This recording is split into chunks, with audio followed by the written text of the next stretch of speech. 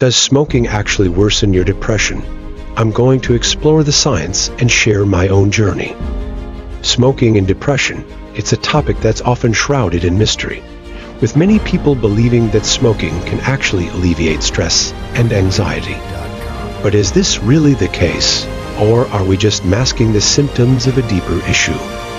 When we're feeling down, it's easy to reach for a cigarette, hoping it'll give us a temporary high and distract us from our negative emotions.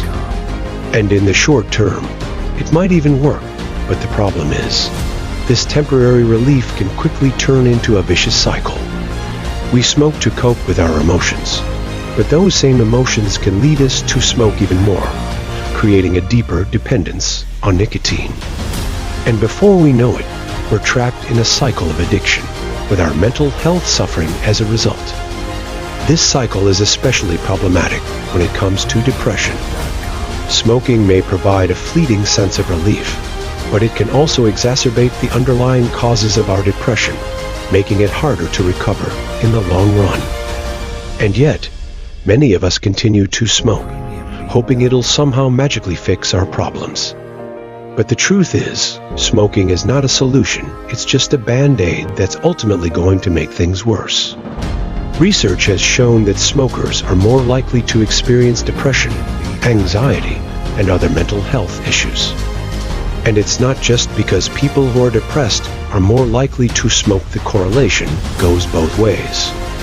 Smoking can actually contribute to the development of depression by altering the brain's chemistry and reducing the levels of certain neurotransmitters that regulate our mood. One study found that smokers were 25% more likely to experience depression than non-smokers, and that the more they smoked, the higher their risk of depression. Another study discovered that nicotine can actually reduce the levels of serotonin in the brain, making it harder for us to regulate our emotions and increasing our risk of depression. This is especially concerning, given that depression is already one of the leading causes of disability worldwide. We're talking about a condition that affects millions of people, causing immense suffering and impairment. And yet, we're still not doing enough to address the root causes of depression, including the role that smoking plays in exacerbating it. Perhaps the most compelling evidence comes from a study that followed smokers over a period of several years, tracking their mental health and smoking habits. What they found was astonishing. The more the participants smoked, the more their depression worsened. And conversely, when they quit smoking, their depression symptoms improved dramatically. This is powerful evidence that smoking is not just a correlative factor, but a causal one. It's actually contributing to the worsening of depression. So what does this all mean? It means that smoking is not a harmless vice, but a dangerous habit that can have serious consequences for our mental health. It means that we need to stop viewing smoking as a way to cope with stress and anxiety, and start seeing it for what it is: a toxic substance that's poisoning our bodies and our minds. In conclusion, the evidence is clear: smoking can worsen depression, and it's time we started taking this seriously.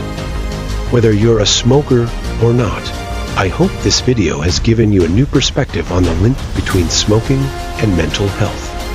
Thanks for watching, and if you've got a story to share about how smoking has affected your mental health, please leave it in the comments below. And if you want to learn more about quitting smoking or improving your mental health, be sure to check out our video on related topic. The link is in the description below.